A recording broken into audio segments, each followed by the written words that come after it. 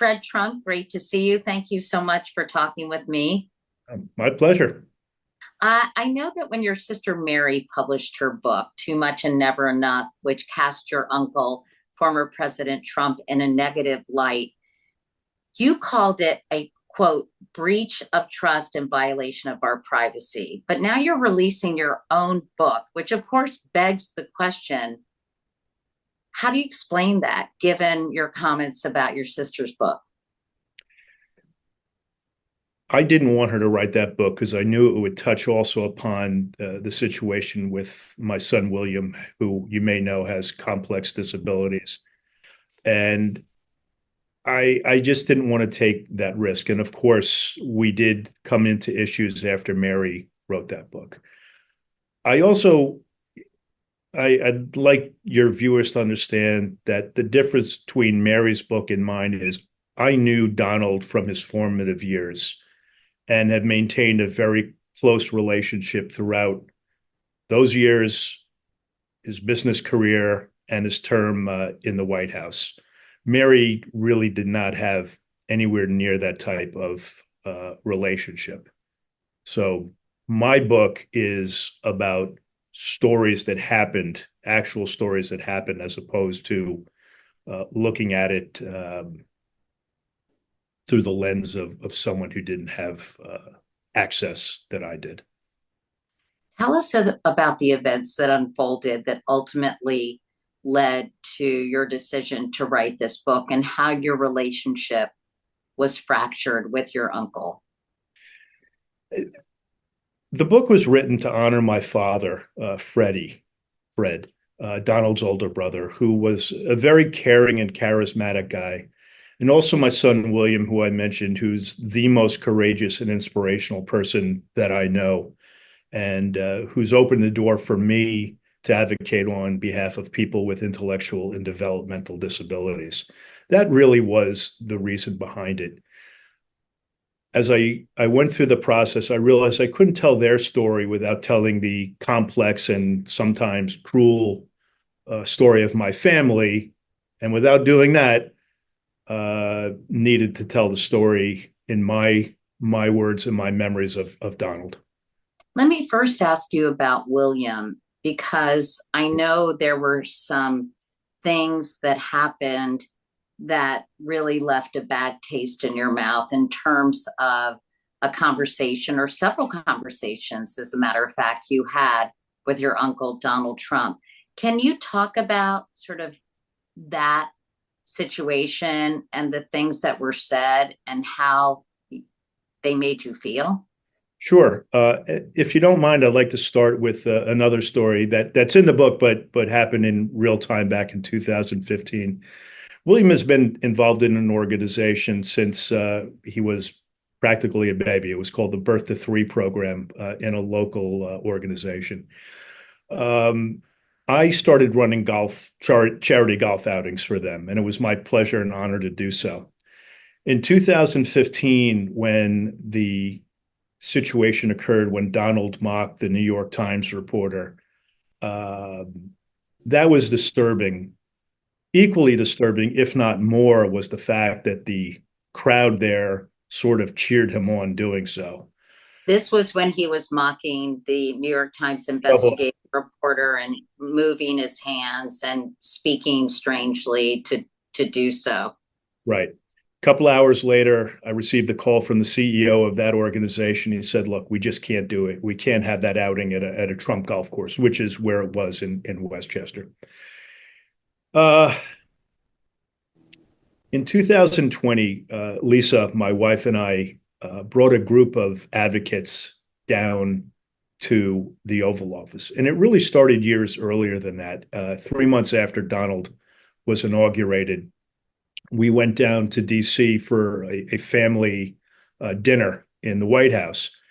And the next morning, and I have to give credit to my cousin Ivanka for doing this, she had set up a meeting with Lisa and me and the advocates to meet with Ben Carson, Housing and Urban Development Secretary, because the disabled community and the housing issue is of major import. And we met with various cabinet secretaries throughout the years until it culminated in a meeting in the Oval Office in May of 2020. When the meeting ended, and it ended on a positive note, we were all going to get back in contact and see where we could go with it. I was called back into the Oval Office to see Donald, and he greeted me with his usual, "Hey, pal, how's it going?" We sat down, chatted for a second, and then he goes, "Those people, all the expenses, those people should just die." Uh, I Those honestly, people meaning people with with disabilities. disabilities that were expensive to take care of, to care for. So I didn't really know how to react to that, but said goodbye, thanks again, and left. A few years later, I needed to call Donald about something actually to do with William, funding of his medical fund. And Donald said, "He doesn't recognize you. Let him die and move down to Florida." I don't know how to explain that comment to anybody. I don't know how someone could say those words about another human being, least of all his grandnephew. And if I may, Donald had never met William before, never asked to meet William in his lifetime. And I always like to just point out that Donald is the loser for not understanding William better and getting to know him. Because if you want to talk about somebody that garners love from other people, it's people like William. And what did you say to your uncle when he made that remark? The only thing I said was, "No, Donald, he does recognize me," and that was the end of the conversation. William, I know, was diagnosed with a rare seizure disorder after he was born that affected his physical and cognitive development. Can you Yes. tell us a little bit about William? Thanks for asking. I appreciate it. William was born with a genetic mutation called KCNQ2. It's a potassium channel blockage, and it's it is not something that came through my genes or Lisa's. It's just something that randomly in this crazy world of ours happened. But it was interesting when Lisa and I had gone to see Donald on a matter, and he did ask, "How's William?" And Lisa, we had just found out what it was, honestly, that it was a gene mutation. And his comment without skipping a beat was, "Not our genes," as if that was important. Um, he medically, he's doing well right now. He's 25 years old, but Lisa and I struggle, as millions of people do with disabilities, to find a day program that is meaningful and involves him in the community, and that is one thing that we will absolutely be focusing on while I have this ability, a national platform, if you will, to raise awareness of the disabled community and to do our best to help them live enriched lives. I want to say on a personal note, people like you and your wife are my heroes when I see parents and family members caring so lovingly for disabled children or relatives. I am just overwhelmed by their sacrifice, even though probably you don't consider it a sacrifice, but overwhelmed with their compassion and commitment to do just that for their loved ones. So I think people recognize that Yeah. in people like you and your wife. Well, I appreciate that. The real heroes are those that are going through life with whatever ailment they may have. As a country, it sounds trite. We really need to come together. And if you don't mind, real quick, I was coming out of an interview last night, and as we left the building to go into a car, there was a family and said, "Hey, I saw you on this program this morning. Keep going. We need that kind of movement. We all need to come together." So not just my words, it's people out there that care. Recently, you probably heard that he was doing an interview at the National Association of Black Journalists convention. And he talked about now candidate Kamala Harris saying that she had rejected her Black heritage until only recently. I think people in the audience were pretty shocked and appalled by what he said. Why do you think he makes those kind of comments? Do you think it's racism, or do you think he's trying to stoke somehow some people in his base? Yeah, anyone who knows me knows that I'm a political junkie. And I had the pleasure of interning with someone you probably knew, Geraldine Ferraro. Um, so when I heard him say that, my first reaction was, besides how sad a comment it was, why are you doing that? What are you gaining out of this? I mean, you're here for the Association of Black Journalists, and you are insulting not just them, but also Vice President Harris. It didn't make sense to me. And he'll never regret saying it. He said it, and he won't take it back. How would you describe your uncle's views toward race? I'll describe it this way. And it's, if by race you mean Black people or people of any person of color, he likes to win at any cost. So for him, he will try to garner support from any group just to get ahead. What concerns me about that is if he gets what he wants, he'll use them as props and then cast them aside once his goal is attained. The Trump campaign has responded to your claims and has issued a statement saying, quote, "This is completely fabricated and total fake news of the highest order. It's appalling, a lie so blatantly disgusting that it's appalling, a lie so blatantly disgusting can be printed in media. Anyone who knows President Trump knows he would never use such language, and false stories like this have been thoroughly debunked." What is your reaction to that response? First of all, totally expected. I mean, we've heard this song before. I just request that your viewers and your listeners read the book and hear the stories, and that will give you the view from, again, someone who knew him during his formative years and throughout his life. I know that you both depict your grandfather, Fred Trump, as that having been extremely critical toward your dad. And also, I think, to Donald and to his children. Your book is called All in the Family, and you want people to know why your family got this way. So I'm curious, why do you think it got this way? My grandfather was an incredibly driven guy.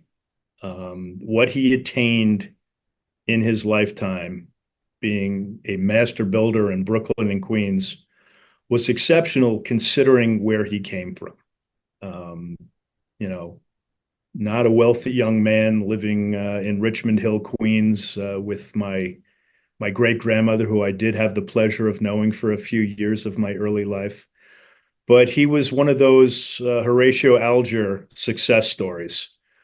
He was not the most emotional guy. German heritage, not to insult my German friends. I'm obviously quarter German, but he was very unemotional, and he he was disappointed in my father for two reasons. My father had a dream of being an airline pilot.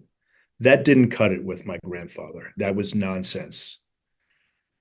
Unfortunately, my father also became an alcoholic. And to my grandfather, that was an embarrassment to the family. And I still believe that that is the reason why Mary and I were treated somewhat like second-class citizens, as unfortunate as that is. The interesting part is people have said, "Oh, your family story is like Succession, the television show," and I disagree with that, because in Succession, all three of the siblings wanted to become their father. They wanted to take over the family business. My father wasn't like that at all. He actually gave Donald the pathway to succeed my grandfather. And once that was established, my grandfather was Donald's biggest fan. He wasn't happy when Donald wanted to make the move into Manhattan, though. He thought there were danger signs lurking with that move. But Donald, being Donald, had to take over Manhattan. And in his mind, he did. I remember reading an article about your father, and it was really sad in terms of the way he was treated, not only by his father, but by his brother, Donald. Um, is it because he chose a different path? It sounds like he was really marginalized and almost bullied by his family members. And I thought it was just the saddest thing. It was pathetic. And it gets back to one of your initial questions. Donald deemed his older brother, my father, as something lesser than him. So an easy target. And he used the word bully, and that's pretty apt. And I witnessed it. He called my father a glorified bus driver. Back in the early 1960s, a pilot was a hero. Maybe not on par with an astronaut, but they were doing something that not many people could do. Donald didn't see it that way. My grandfather certainly didn't see it that way. And yeah, I witnessed it firsthand how they would at dinner time, Thanksgiving and Christmas, always a shot for some reason. It's terrible. A real tragedy because my dad was a really fine guy. Funny as hell, super good looking. All my kids get that from him. Uh, just really a shame. And he was relatively young when he passed away, wasn't he? He was 41 years old. I was a sophomore in college. And as irony being irony, I was going to school the first 2 years in Florida, and I flew back on a TWA 707, which was exactly the company and the plane that my dad used to fly. Not relatively young. Gosh, 41. He was very, very young. My husband died at 42, and I wouldn't call that relatively young. I'd call that extremely young. I know that you've said you're one of the few people who truly know former President Trump from his formative years to his business career to the White House. What do you think it is that the public and the press doesn't get quite right about him? Uh, I don't think they still understand what he would do to attain his goals. And I'm concerned about this coming election. It's going to get very nasty. You saw it yesterday, Katie. Um, the proverbial gloves will be off, and I think you may know, and you may want to ask me later, but I'm going to say it now. I will be voting for Kamala Harris. I'm going to endorse her. I'm going to campaign for her if I'm asked. She right now is the only thing that is going to keep our freedoms intact, as opposed to what Donald and the Republican Party that exists now, but certainly different than the Republican Party we grew up with. So I think she is the right person at the right time. She's compassionate. I know for the issue that I'm most concerned about, other than our freedoms, she will be a great advocate for issues surrounding the complex disability community. So I am totally enthusiastic to be behind her. Fred, you also include some fond memories you have of Donald Trump, uh, like playing catch together, watching The Twilight Zone. Um, it seems to me there are two sides to this man. I knew him when I worked at the Today Show and interviewed him frequently. I didn't know him very well, but he was, probably because I was on the Today Show, but he was very nice. And do you think something's happened to him as has become increasingly powerful and increasingly famous? Yes. And I do have fond memories of Donald. And I think that's where my book is different than any other. Um, it really is. And yes, I remember every time I see that episode, uh, Time at Last, I believe it was. It was with Burgess Meredith. I remember sitting on his knee, thunder and lightning are crashing outside, but I'm watching it with him. And we did play catch many times, and he's the first one to put a golf club in my hand. Um, he got me into golf. It's something that he and I share. And funny enough, the night of the inauguration, the night before the inauguration, when there was a really fantastic dinner in Union Station in DC, Donald and his kids and Melania were sitting at a table just a couple over for us. And I remember saying to my wife, Lisa, and Christopher and Andrea, who were there with me, my children, I said, look, we have to go over there and see Donald now because we're probably not going to see him tomorrow in person during the inauguration. So I walk over there. The Secret Service stops me. I said, that's my uncle. And they kind of didn't say anything. And Melania happened to notice me and taps Donald on the shoulder. And Donald goes like this. And I turned to the Secret Service guys and my best Queens tough guy. I think, that good enough for you guys? And I reach over to him and say, look, we're here to support you and congratulate you. And he goes, and I'm going to clean this up for you. He goes, can you believe this FNS? So even then, he can be, yes, he can be charming. He can be funny. He is a changed guy that I have seen since he became president. I'm concerned the path that he could go down to maintain the level that he's at. In closing, why do you think he has so much passionate support from so many people? They seem to idolize him and have enormous respect for him and, come to his rallies and respond to him in such a way that they are, expressing almost undying loyalty to him. What do you think that's about? I don't want to be an armchair psychologist, but I read something a few years ago that people like to be lied to. They like to feel special. And if there's someone there that can build them up in their minds, the unfortunate thing is in Donald building these people up means that there has to be somebody below those people. So I call it trickle-down cruelty. Okay, I'm going to make you feel good, but that's your cue to make the people below you feel bad.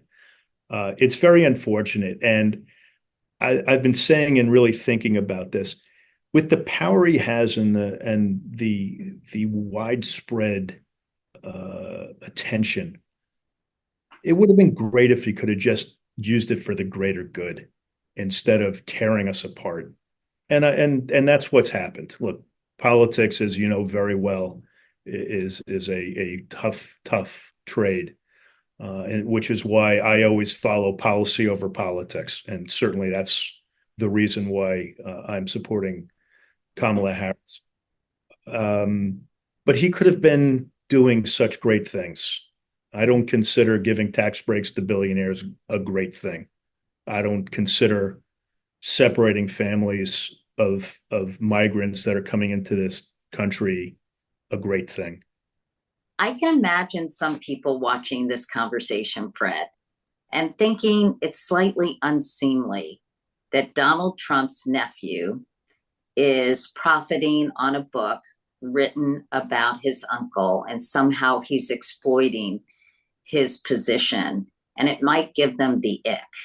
And I'm curious what you would say to people who might dismiss you and this book on that basis.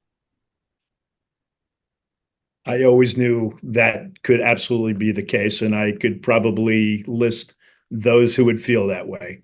I can just tell you the outpouring again that we have received, and I say we, this was my family. My name is attached to the craziness that Donald has brought. This is my effort, again, telling stories from my memory that are all truthful. If people don't want to believe that, there's nothing I can do about that. But again, the support that we have gotten in just 2 short days since this book dropped, and the interviews I have done, including with yours, I hope people will understand uh, what the real situation is. What is your relationship now with your uncle? And I know you've said if you're invited to the inauguration, you would go Mhm. because he's family. That seems pretty unlikely at this juncture, don't you think? That A, if he were elected, that he would B, invite you to the inauguration. Just a real quick reason why I hold out hope. When Donald and I had our lawsuit back in 2000 regarding my grandfather's will, it was nasty. It got contentious, but we settled it. And a few months later, I received a call saying that Donald wanted me to become an honorary member at his golf course up in Westchester. And I said, the only way I'll do that is if he and I get together and play golf. Again, our passion that we shared.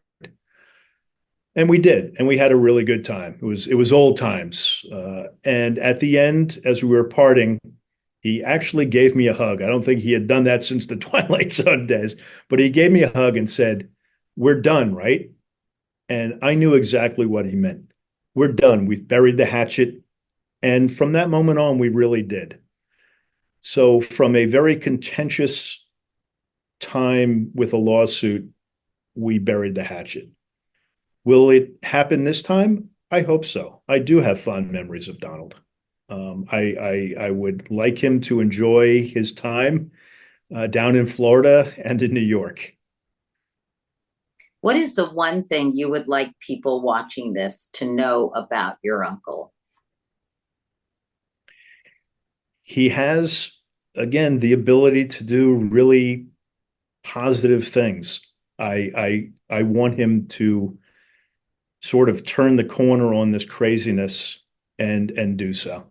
That would be great for this country. But do you think that's possible given some of the things that you talk about in this book? I don't think so. I don't think so. It's just a hope on my part. Fred Trump. Fred, thanks so much. Pleasure. Thank you.